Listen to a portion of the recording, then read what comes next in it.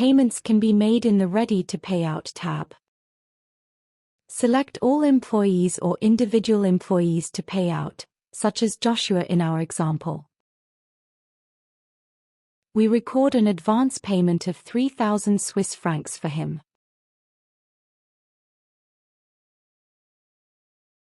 Then click Payout to make the payment and to generate the payment file. Now we see the prepayment of 3,000 francs in the chart and on his payslip.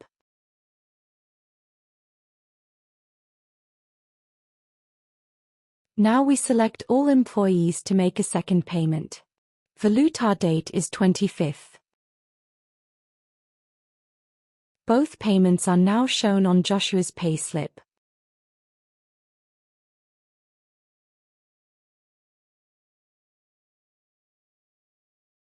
Download the payment files here.